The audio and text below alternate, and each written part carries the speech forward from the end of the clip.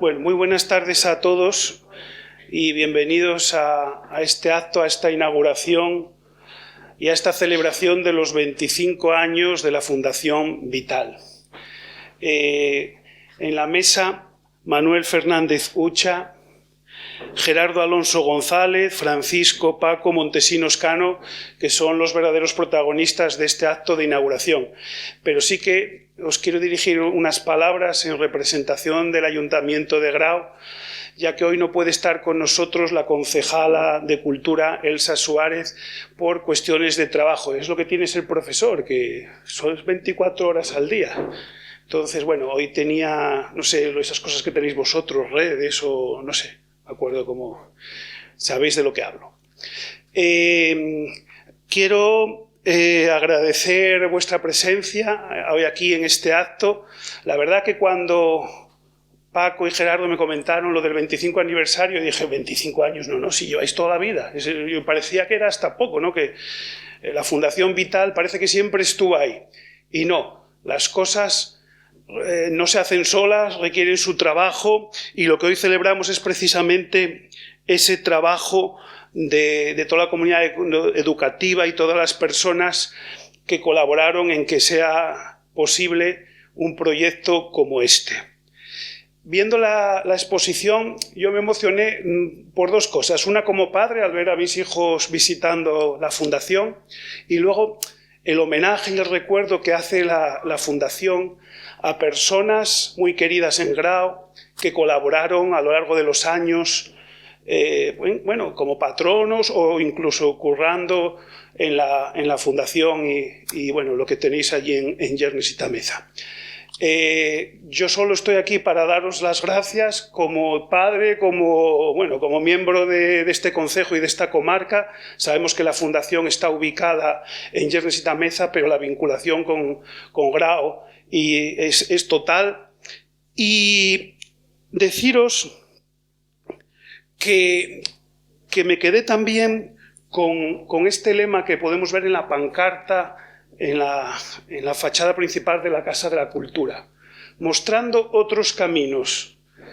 No, mostrando el camino verdadero, el único, porque realmente lo que nos enseña la Fundación Vital es el camino verdadero, el camino que hay que tomar. Es una pena que la pandemia haya paralizado esas visitas que hacen de escolares y de otros grupos, que esperemos que pronto vuelvan a ser posibles y que, bueno, que los chavales se den cuenta que ese es el camino que hay que seguir, el de las energías renovables, el de recordar de dónde venimos, que nos debemos a esta tierra en la que estamos y que estamos en alquiler, vamos, que no somos propietarios.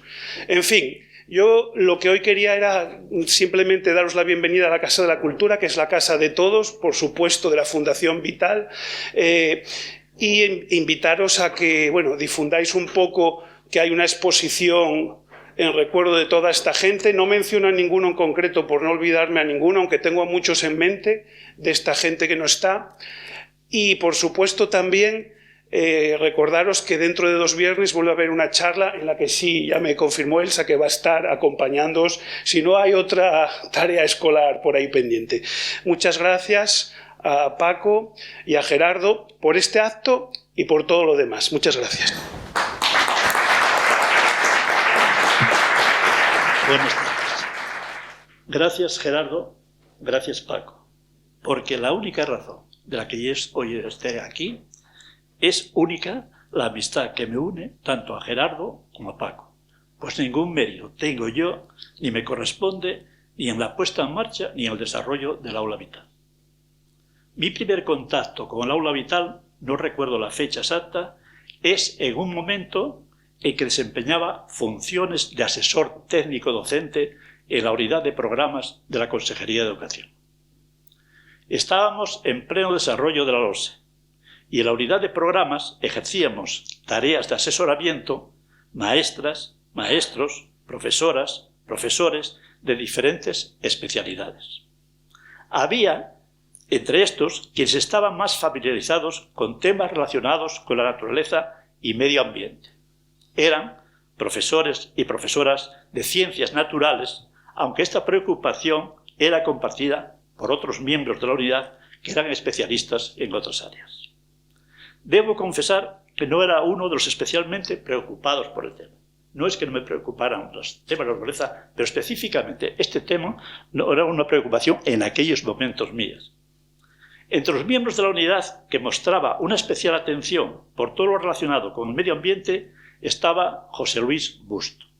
Creo, no lo sé con certeza, que fue a través de él que se recibió una invitación del Colegio Público Virgen del Fresno para visitar el aula.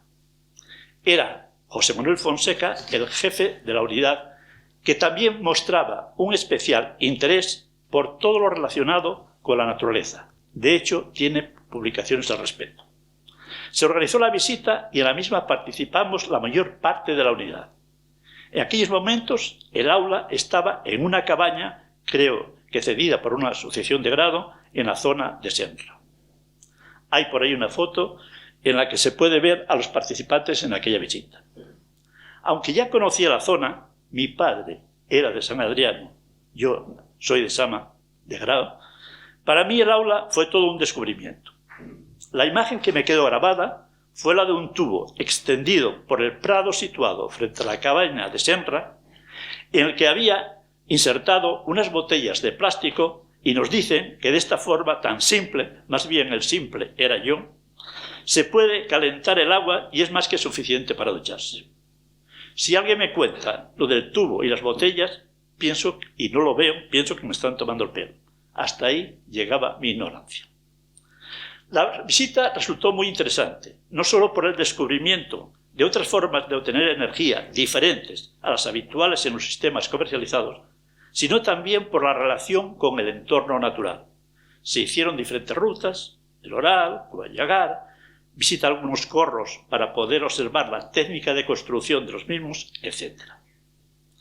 La visita nos permitió, como se dice en el programa del aula vital, husmear en la sabiduría de nuestros antepasados y percibir que el paisaje que contemplamos no solo es naturaleza, sino también es cultura, porque en parte es consecuencia de decisiones humanas.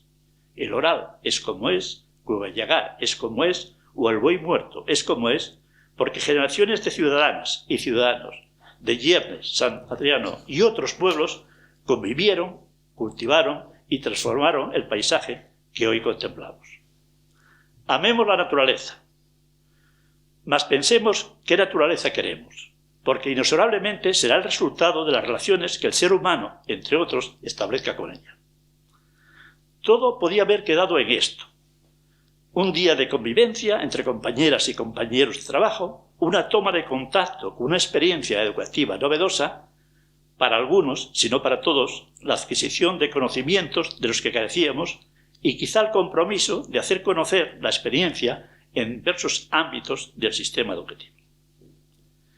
En aquella visita tuve la intuición que en esa experiencia había algo más de lo que yo había percibido, y esto lo pude comprobar cuando fui nombrado inspector del Colegio Público Virgen del Fresno. El aula vital ya no estaba ubicada en Senra.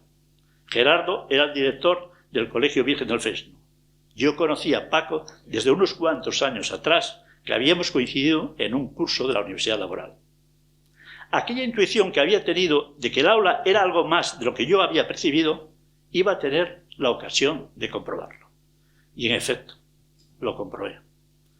No recuerdo el número de visitas que hice al aula, pero fueron varias y diferenciadas. Algunas visitas puntuales en las que intentaba participar en la actividad que se estuviera desarrollando. En otras, con algún compañero inspector, concretamente con Argimiro, que era del inspector del Instituto César Rodríguez, y cada una que hacía me reafirmaba más. El proyecto era singular y único. Recuerdo de forma especial una visita en la que pasé 24 horas en el aula. Quería participar y conocer todas las actividades que se fomentaban, lo que incluía dormir en la misma. Difícil olvidar una experiencia así. Eran alumnos de secundaria, no recuerdo de qué centro educativo, los que participaban de la experiencia. Pude entender, como bien dice Paco, que no era un aula de la naturaleza, sino en la naturaleza, con lo que ello comporta. Y lo más importante para mí, que había un proyecto educativo vital, que no solo comprometía a los representantes del aula vital, sino que requería la participación activa de profesoras, profesores y alumnos de los centros que iban a participar en las actividades. Un proyecto que se define, entre otras cosas, como un escenario educativo integral. Un proyecto por el que pasaron no sé cuántos, Paco hace un momento me decía, más de 25.000 alumnos y alumnas de primaria y de secundaria de diferentes centros educativos que tuvieron el privilegio de participar en un programa único que estoy seguro que les proporcionó unas vivencias que, en algún momento de sus vidas, les hará decir, esto me lo explicaron y lo viví yo en una cabaña en un monte donde a lo mejor tuvo el privilegio de escuchar por primera y única vez el aullido del lobo. En definitiva, como se dice en el mismo programa del aula vital, es un motivo y ocasión para escuchar la naturaleza, recrearse en ella, reconocer lo superfluo, ajustar nuestra prepotencia, conquistar seguridad y autonomía personal, husmear en la sabiduría de nuestros antepasados, oír el silencio, apagar el miedo, descubrir la noche, la distancia, lo imprevisible, escrutar la intensidad del cielo, compartir con los demás, captar la energía del sol, del viento y del agua para hacerse preguntas aunque no haya respuestas. Y puedo dar fe, lo pude comprobar en las visitas que hice al aula, que estos objetivos que acabo de mencionar no estaban en el programa como un elemento puramente teórico, sino que se hacían realidad en las diferentes tareas que tenían que realizar alumnas y alumnos durante su estancia en el aula.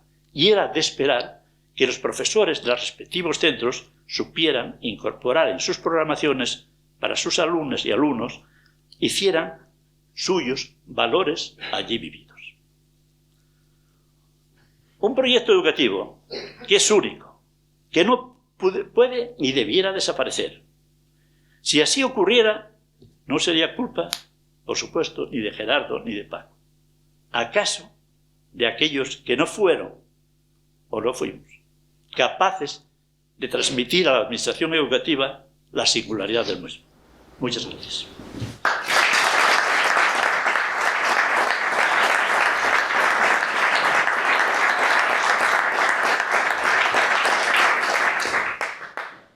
Buenas tardes a todos.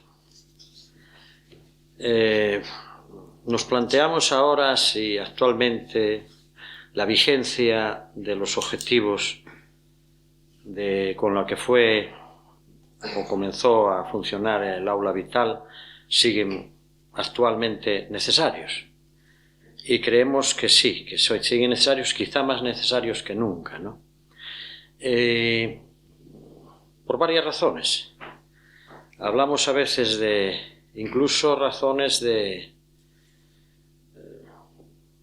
para la salud de las personas, ¿no? Por ejemplo, muchas veces hablamos de los objetivos de la educación y no sé, de estos hay mucho más hucha, que se dice que es conservar para que seas feliz el día de mañana, para que te defiendas bien en una sociedad organizada, o sea, el objeto de la educación. Pero yo apuntaría uno, quizá más importante o el primero de todos, que es conservar la vida. Porque si no hay vida, no hay nada más.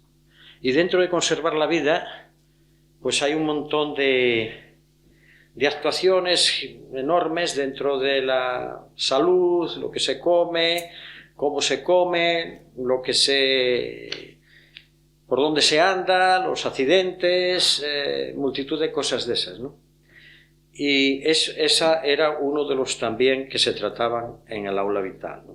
Por ejemplo, cuando se sale de excursión, se sale por el campo, prepararse para lo que puede venir, o sea, desde cómo hacer la mochila que hay que llevar en la mochila pequeña, llevan una grande y luego llevan otra pequeña para llevar el agua, llevar algo de comida.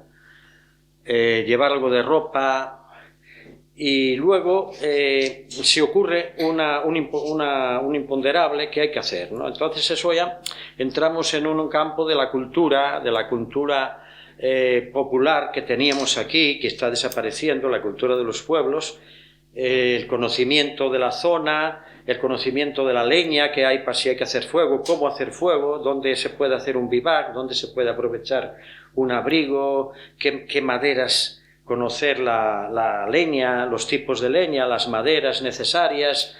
Entonces ahí hay un campo enorme que se puede trabajar en esas salidas, incluso pues como ensayo, aunque no ocurra digamos, el imponderable de que te coja una tormenta, que caigan rayos, que las condiciones sean difíciles, se puede ensayar. Y lo hemos ensayado, por ejemplo, creo que quedan en el Pico del Oral restos de una pared para protegerse del viento y de la nieve, o sea, como haciendo simplemente con piedras, ¿no? Una pared, y esas cosas pues formaban parte de las cosas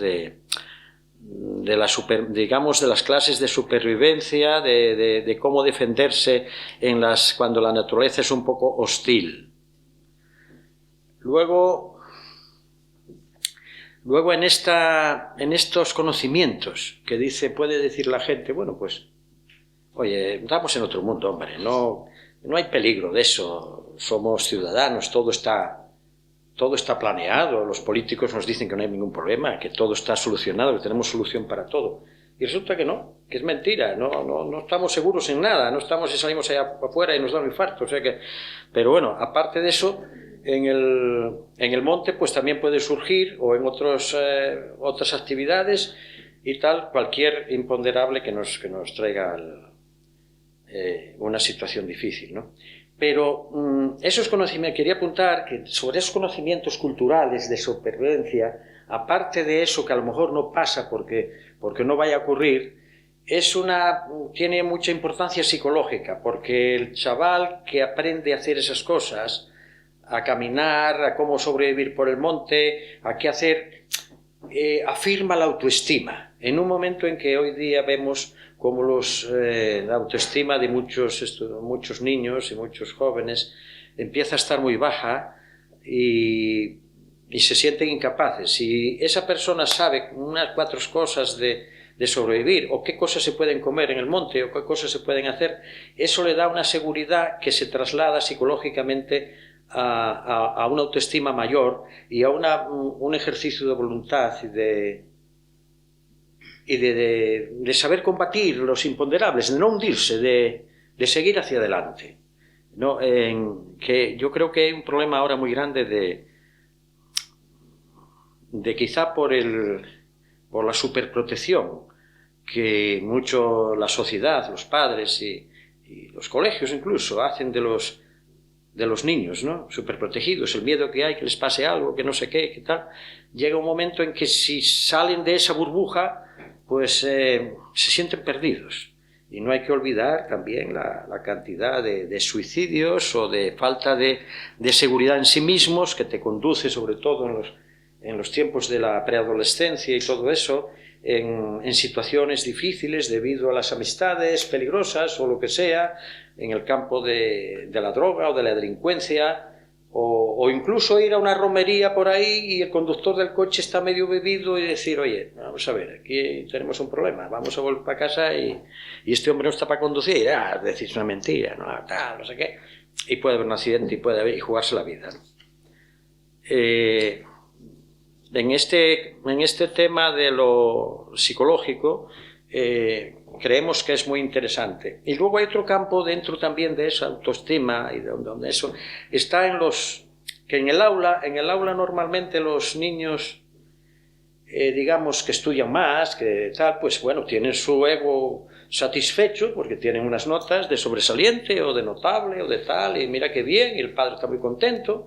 Pero claro, hay otros que porque a lo mejor no les gusta lo que están aprendiendo, no están a gusto allí, y sacan malas notas y claro, tienen también su ego. ¿Y cómo refuerzo yo el ego en esta situación? Pues entonces, como no me queda sitio en ir en el equipo pues voy en el otro. voy en el escudo, ¿no? Voy en el que la arma más fuerte y formo parte con él de la pandilla para ver si fastidiamos el tinglao, ¿no?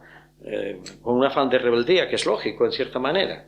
Entonces, hemos notado, por ejemplo, allí que muchos niños que a lo mejor tenían un rendimiento, digamos, académico más bajo, allí tenían unas respuestas tremendamente positivas, o sea, colaboraban, trabajaban, o sea, allí sacaban mejor nota que los que abajo tal, ¿no? ante diferentes cosas. Entonces eso les daba un ánimo interior para decir, bueno, pues yo también sé hacer cosas y bueno, como hay tantas inteligencias, pues, pero a veces nos quedamos en unas pequeñas, ¿no? Y no hay otras muchas, ¿no? Y social. Luego está la socialización. Si se quedan a dormir y tal, pues claro, ¿qué pasa? Hay que ser solidarios, también hay que socializarse porque tienes que formar equipos, hay que fregar, hay que limpiar, hay que prepararse para dormir en la tienda de campaña o en la litera. Oye, no hay almohadas, vale, pero mira, coges la bolsa del saco de dormir y metes ahí una nora y te sirve de almohada. Y buscar soluciones de mil cosas, ¿no? Para conocer la leña, que yo recuerdo, Paco, que siempre Paco cuando salía venían con una carga de leña. Oye, y diferenciar, oye, esta leña seca es la que vale para prender, que son las garabeñas, ¿no? Como se suele decir, del monte y tal, y lo otro, pues, la verde no, vamos a dejarlo aquí que vaya secando porque no vale, ¿no? O sea, un aprendizaje continuo sobre la naturaleza, sobre lo que nos vale, sobre el fresno o el roble, o fresno o carballo, vamos a decir carballo, no roble, y sobre, en fin, sobre todo eso, ¿no? Y saber que la figal non vale para madreñas,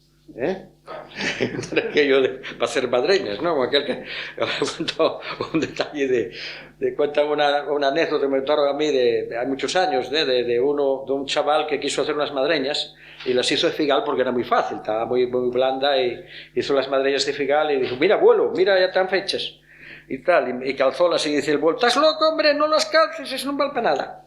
Y luego pusiéronse allí junto a la cocina. Y claro, la figal empezó a encoger porque como temporosa y tal, coger, y dice, ay, que me están apretando, y no era para quitarlas, tengo que romperlas con un martillo, ¿no? Claro, porque, bueno, se me ocurren así cosas sobre la marcha Otra cosa es la gestión de la frustración. Hoy los niños también tienen un problema con gestionar la frustración, porque como están acostumbrados a tenerlo todo, pues oye, ay, es que me está dando una rabieta del carajo, se tiran en el suelo, tiran las cosas, nadie se atreve a tirar, oye, mira, pásalo al abuelo, que a ver si lo calma, pásalo no sé qué. Hombre, no va a ser como cuando yo fui al colegio, aquí hay alguno que fue, o sea, algún compañero que fuimos al colegio, aquel de triste recuerdo en algunas cosas, y allí te quitaban, allí te curaban la frustración nada más entrar. Porque claro, era el día, cualquier día era difícil que no las llevaras. Entonces, bueno, si no aprendías la frustración, no se trata de ir a eso, ¿no? Pero tampoco a lo mejor no se trata de que se les consienta todo y, oye, mira, si tienen que llorar ahí en el suelo un pedazo, que llore. Oye, que sepa que no, tampoco manda él, en todo, porque claro,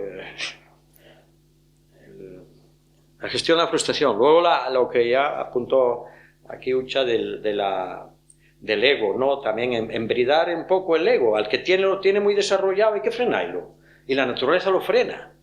Y ahora recuerdo una anécdota de un caso que le pasó a Lise, que desmontando un aula de lona de las portátiles con unos chavales de aquí de Grau, que ya eran mayorcetes, o sea, ya tal, pues había un viento tremendo. Y les dijo, hay que tener mucho cuidado, hay que desmontar muy despacio la lona porque si nos viene un golpe de viento y estamos cogidos, nos manda por el aire.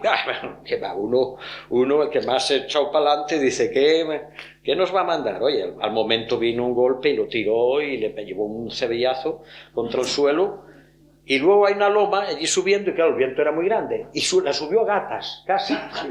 Los otros subieron agachados, pero ya subía a gatas. O sea que el ajuste de la prepotencia fue la naturaleza también lo soluciona, ¿no?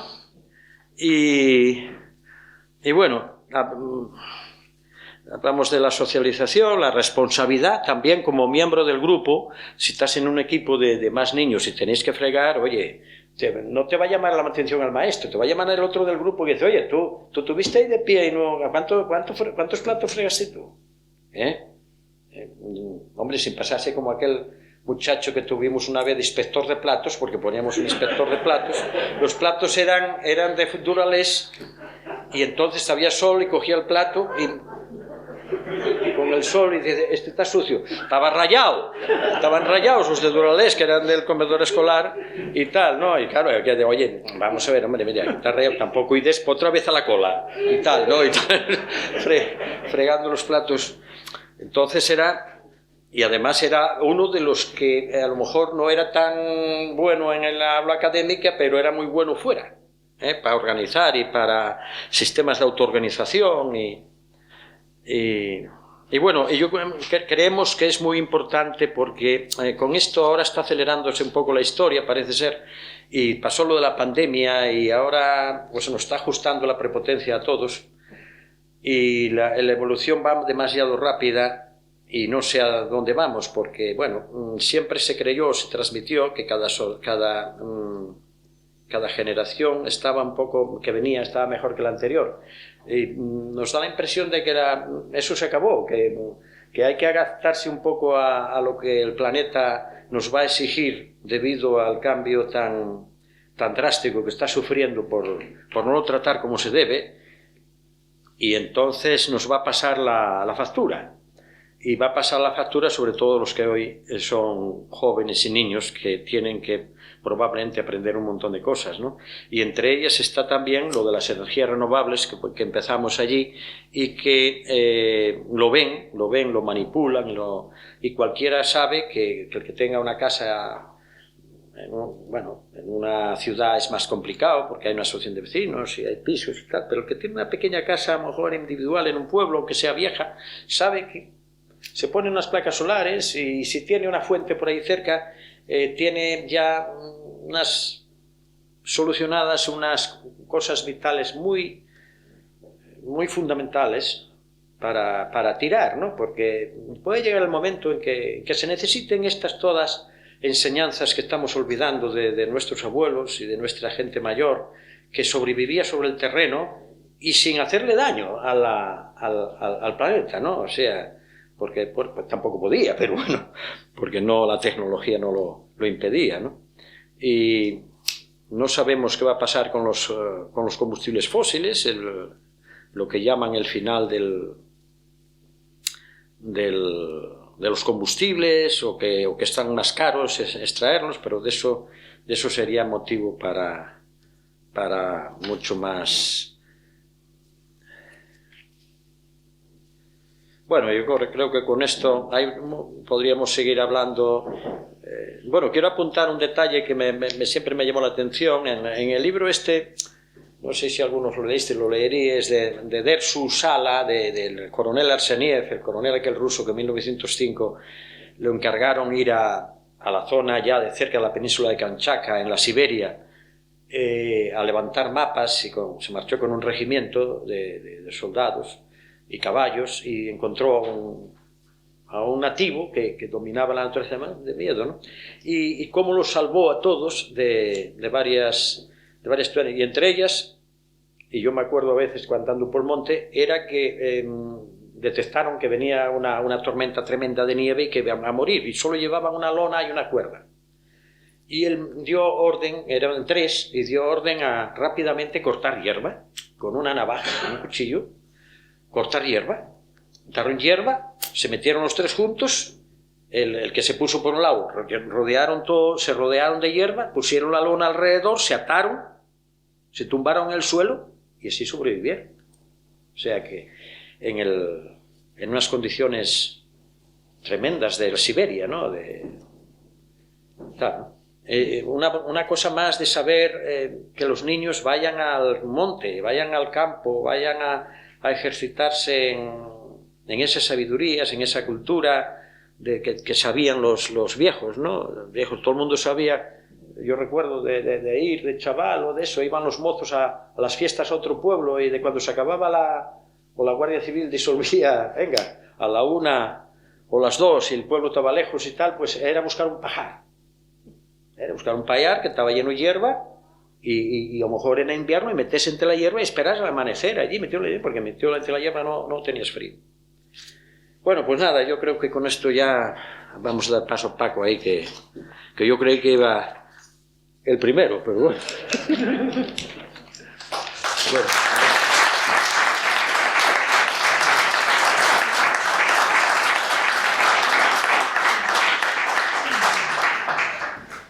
Bueno, antes de nada, y voy a repetir otra vez, gracias a todos por acudir a este evento.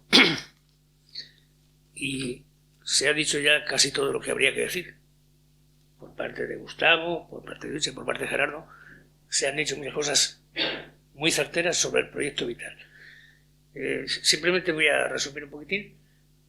Ahí en el cartel decimos mostrando otros caminos del aula vital. Pues así resumiendo un poco rápidamente, pues está claro que uno de los caminos que mostramos es el de las energías renovables, y eso hace 30 años, no 30 no, 28 que empezamos, se reían de nosotros. Y ahora, lo de sacar a los chavales del encierro patológico que tienen en el mundo virtual, pues eso ya lo vimos nosotros entonces y ya empezamos a decir, esta gente hay que reconectarlos con la naturaleza, porque están absolutamente alejados. Otro camino que marcamos en aquella época. Lo de todo eso que contó Gerardo, de la autoafirmación y la capacidad de, mejor dicho, la adquisición de fortalezas psíquicas capaces de permitir a uno enfrentarse a otras situaciones que no están previstas en el mundo cultural actual. Eso también es muy importante. Y nada, no voy a decir nada más. Sí voy a recordar algunas cosillas que también son interesantes. ¿Por qué nació esto del proyecto Vital? Pues así, en pocas palabras. Cuando pasamos de la dictadura a la democracia, normalmente todo el mundo se dio cuenta de que teníamos un problema educativo tremendo. Entonces hubo ahí una serie de años en que la educación todavía se dictaba desde Madrid y había un pequeño margen de maniobra. Luego enseguida llegaron los gobiernos regionales y dijeron, no, esto lo controlamos nosotros y aquí no somos ni Dios.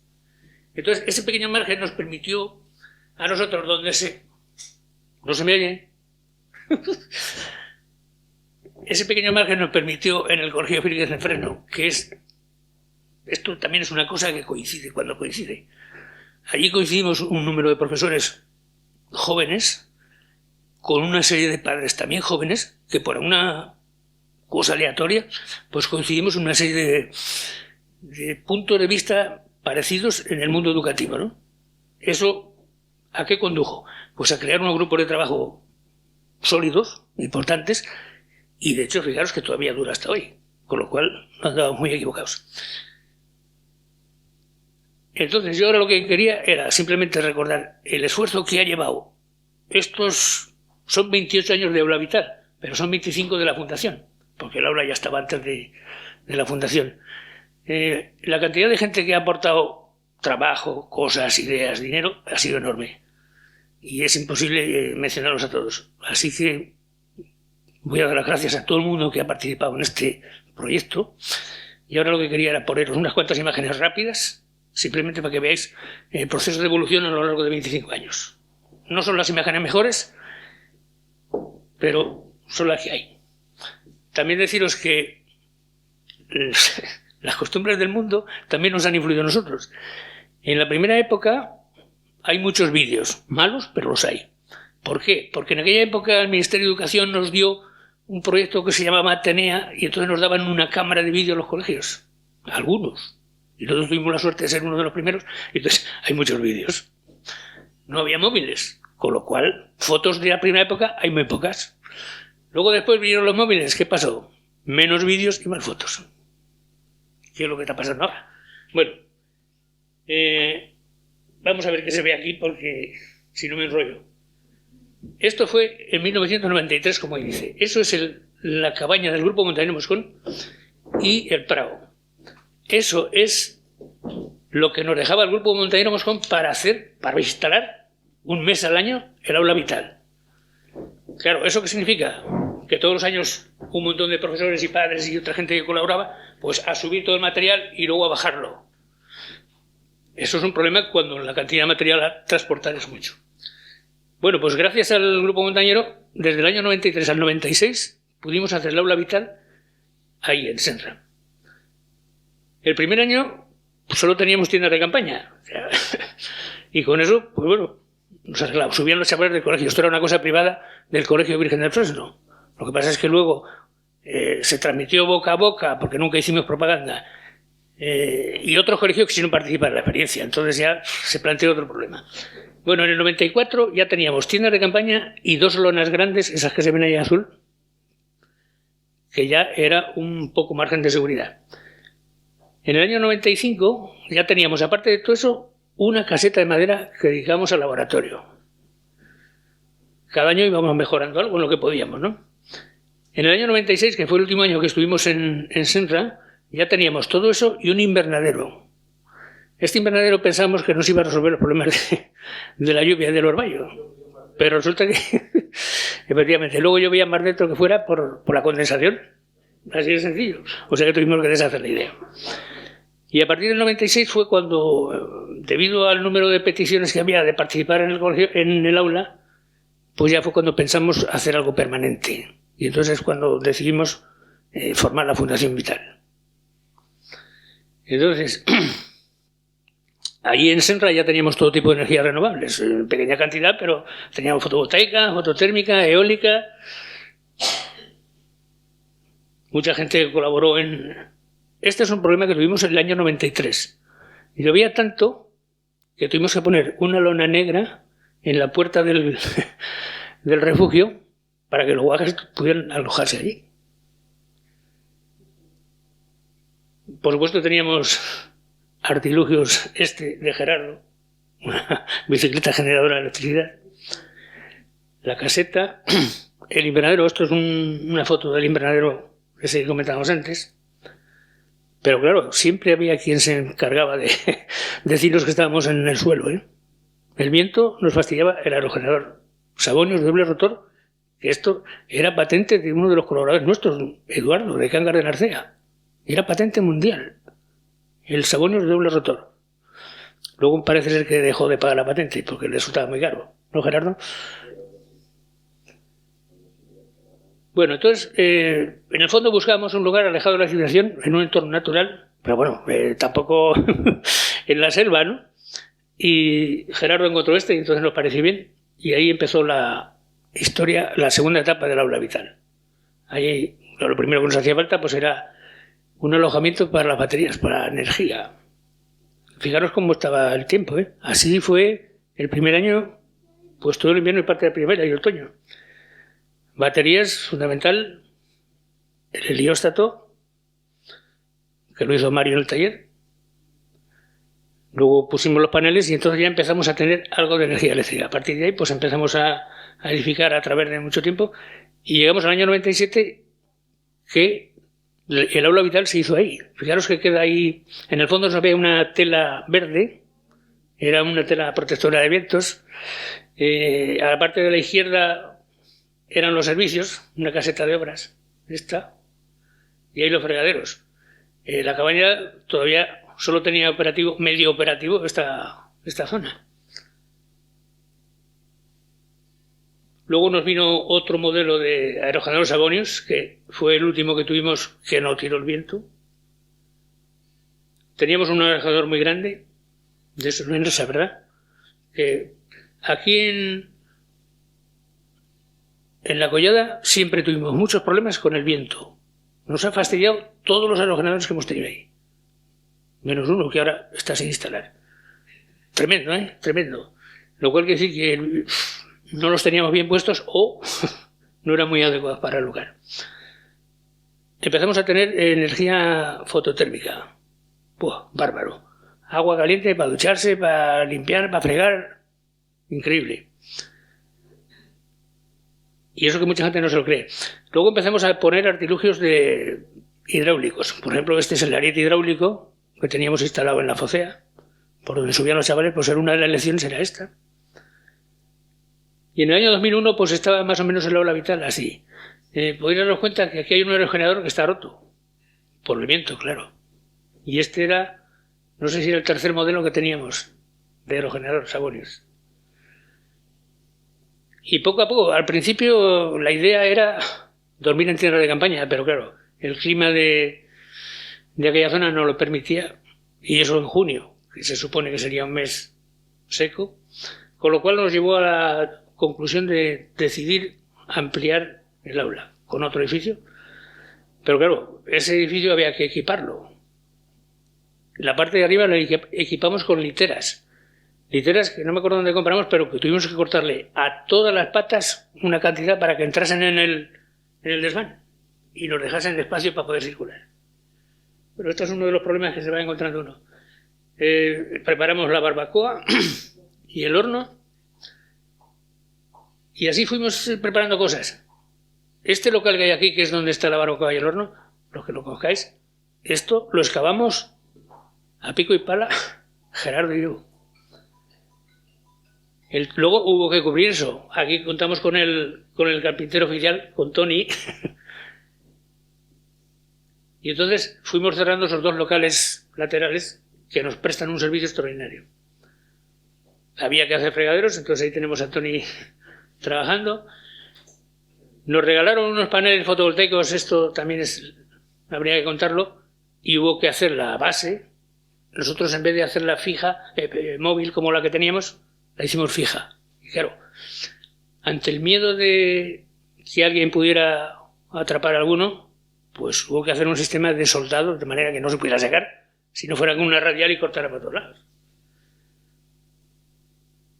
Esto es en 2007, no sé quién es esa gente, pero bueno, para que os hagáis una idea.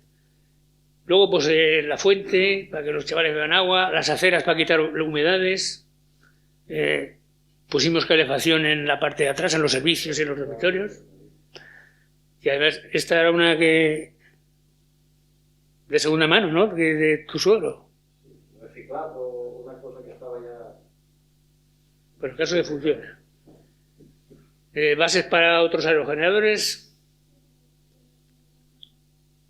Tapar de madera las paredes de unas aulas de dentro que tenían bastante humedad. Un curso que hubo de energías renovables aquí en Grado, pues hizo prácticas allí y nos aprovechamos los dos. Ellos para aprender y nosotros para que nos hicieran algo. Nos pusieron un aerogenerador, nos arreglaran unos colectores térmicos. Luego pusimos otra instalación a 12 voltios de seguridad y para utilizar con LEDs. Entonces, pues claro, allí alguien dirá, esto es que no merece la pena. Tenemos continua 12 voltios, continua 24 y alterna 220. Y alguien dirá, ¿para qué coño queréis todo eso? Bueno, esto forma parte de la filosofía del aula.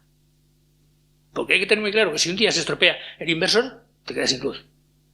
Entonces, si tienes de 12 y tienes cómo iluminarte, tienes resuelto el problema. Bueno, esto, en fin, es también discutible.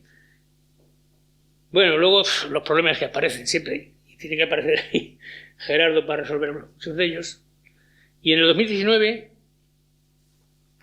nos dieron una ayuda al PRODER para cerrar la pared de parte de frente y un poco los laterales. Bien, eso quedó bastante bien, no sé lo que durará, porque aquí también la malla esta que veis ahí, resulta que el arquitecto encargado de dar esto de paso dijo que tenía que estar por dentro de la pared. Claro, ¿qué problema hay ahora? Pues que entre la malla y la pared crece un bardón increíble. ¿Y quién lo corta? O sea, hay cosas que yo... Vale, sin comentarios. Bueno, y esto es el aspecto que tenía ahora en el 2020.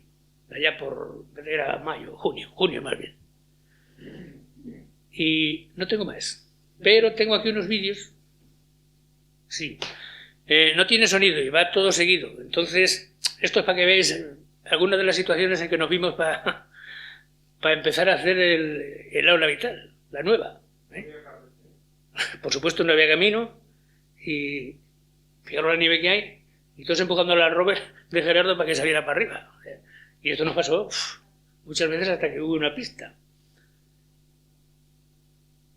Ahora vendrá otro porque están seguidos. esa es la sala de baterías cuando la teníamos hecha. Y fijaros lo que nieva.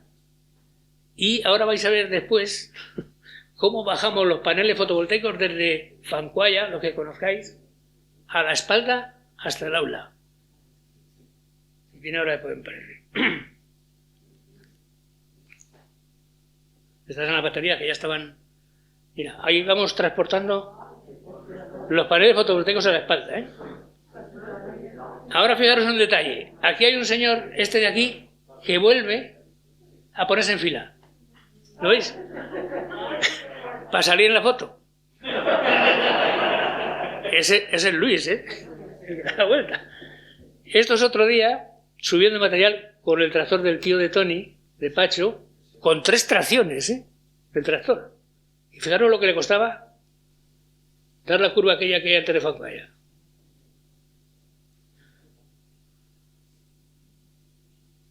Ahí, Gerardo el conductor.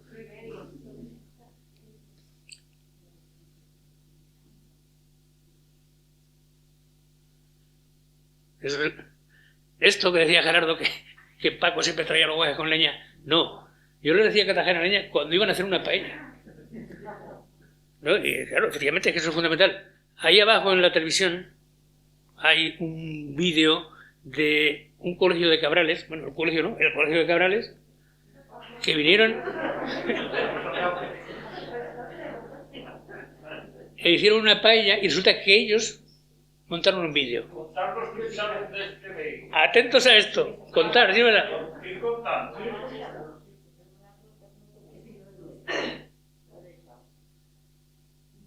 Yo ya no sé los que son.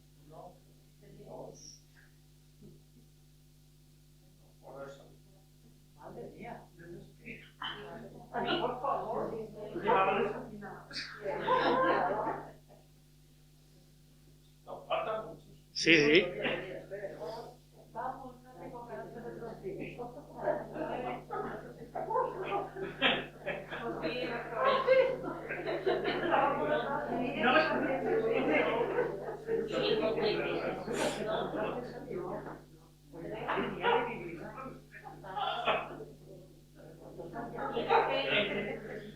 ¿14? ¿Habéis contado, no? Y ahora vienen los del otro coche. Hay menos, pero también otros cuantos. Ya, si fuera ahora... La exposición va a estar expuesta hasta el día 28, el domingo. El día 26, viernes, hay una conferencia de un personaje extraordinario, Fernando Briones, que Pablo lo conoce bien, que bueno, se lo recomienda. ¿Tiene alguna pregunta? Sí. Abajo, en la sala pequeña, en la esquina, hay un ordenador, una pantalla que se pueden elegir 4 ejecutables, que yo había hecho hace un montón de años, pero bueno, son válidos, aunque sea tecnología muy lejana y fácil de manejar. En la televisión vamos a poner el ciclo cerrado, una serie de vídeos, que a lo mejor lo vamos cambiando cada 2 o 3 días. Por lo que os dije antes, hay muchos vídeos, entonces es muy difícil seleccionar vídeos, ¿no? Entonces pondremos 3 o 4 cada X tiempo. Los que hay ahora, ahí parece que son majos. Entre otros está este del coche, pero está el del colegio de Cabrales, que hicieron ellos. Y tenéis otra cosa fantástica ahí, que es una lección magistral del ISE sobre plantones. Ahí abajo. Bueno, si queréis preguntar algo, podéis hacerlo.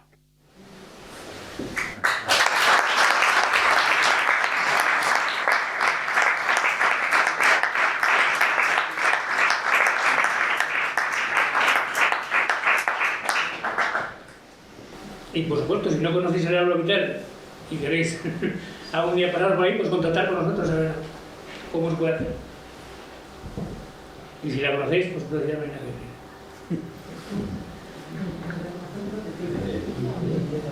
Apostillar una cosita que ahora cuando salieron esos chavales de los coches, y otras cosas, pues nos llama la atención que hoy por hoy muchas cosas de estas no se podrían hacer. Sobre todo, tuvimos una vez a los de 5 años, durmieron los de 5 años en Senra y amaneció nevado. Si hoy, temo que hoy, si pasa eso, saldríamos en la prensa, vendría tal, llamarían al 112, vendría no sé cuánto a salvarnos, etcétera, etcétera, etcétera, ¿no? Y también recordar que esto fue fruto casi de un milagro, porque reunir a tanta gente, que había días de 40 o 50 personas cuando empezó en Senra, padres, maestros, gente que no eran padres ni era nada, o sea, bueno, eran personas, por supuesto, pero personas que les gustaba que no estaban vinculados ni siquiera a Grau, o sea, que eran de Oviedo o de otras zonas lejanas, pero que les gustaba el tema, ¿no? O las energías renovables o alguna cosa, desde hasta que venían tocando la gaita, ¿no? ¿Te acuerdas de aquel que vino tocando la gaita?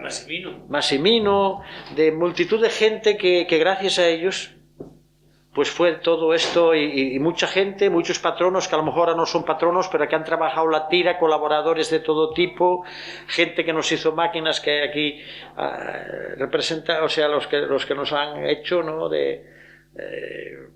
Gente que esto fue un milagro muy comunitario donde mucha gente intervino y que muchísima gente de manera altruista, y fue como una cosa rara en un momento, ¿no? del tiempo, o sea, que es muy difícil que surjan hechos así, nada, simplemente eso.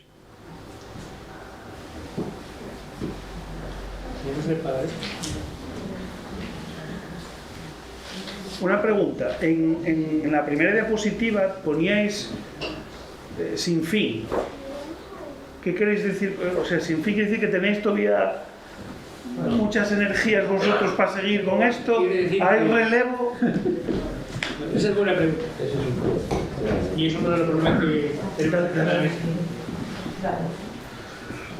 No, la idea esa del cartel lo que quiere decir es que la filosofía del aula vital tiene que ser permanente, y de hecho va a ser permanente y necesaria. Cada día los acontecimientos mundiales nos dan una razón más para creer que es necesaria. Lo único que quiero decir es eso, que eso no se acaba nunca, eso tiene que continuar. Lo que ha dicho Gustavo es muy importante también. La generación que abordamos esto ya estamos fallando mentalmente, entonces necesita un relevo. Ya lo dijo Ucha, no se sabe de quién es la culpa si fracasa. Espero que no, porque merece la pena. Se necesita un nuevo impulso, hay gente más joven, generaciones que vengan detrás, ¿eh? Pues nosotros pertenecemos a esa generación que se llama generación tapón, ¿no? Que teníamos entre 20 y 30 años cuando vino la democracia y lo acaparamos todo. O sea, si no van a mirarnos, ahora ya hay políticos más jóvenes, pero ahí estaban todos hasta ahora, ¿no? De todos los cargos, y fue un problema a nivel nacional grande, ¿no? Por eso lo llaman generación tapón. Frenó otras generaciones que incluso emigraron, ¿no? Pero bueno, esto es una cosa muy diferente porque es pequeña, pero necesitamos gente y alguien que se haga cargo. Nosotros podemos ir ahí a trabajar, ayudar a eso, entre otros, pero gente más joven que además que le dé otro impulso también más, porque nosotros tampoco hicimos mucho marketing, nunca fuimos una cosa. Aquí hubo un momento que éramos más conocidos en el norte de Europa que en Asturias, casi, ¿no? Suecia, en Noruega, en Finlandia, han venido gente de todo el norte de Europa ahí a la Fundación Vital. Y bueno, también de más países, del este, de Iberoamérica, visitas que venían y los llevaban allí. Pero bueno, pero ahora se necesita pegarle un impulso, ya no tenemos, por lo menos yo, no tengo fuerzas ya. Lo que está claro es que el modelo que teníamos hasta ahora probablemente haya que cambiarlo. Pero claro, también tienes un riesgo, quitar el espíritu del aula vital y convertirlo en otra cosa virtual o no sé, demasiado artificial. No, el espíritu no se puede quitar. Bueno, entonces... Lo que hay que darle otro... Exacto, sí, pero bueno, se puede, a lo mejor... Ya no sé, eso hay que... Sería un debate para después de para los 25 años y una semana.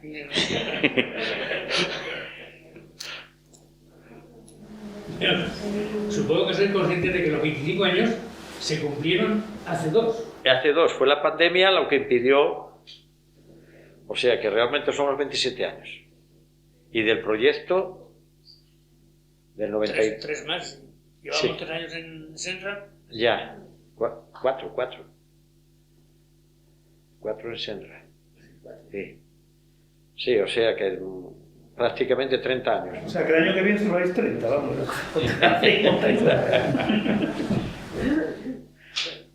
Pues bueno, si no hay más preguntas.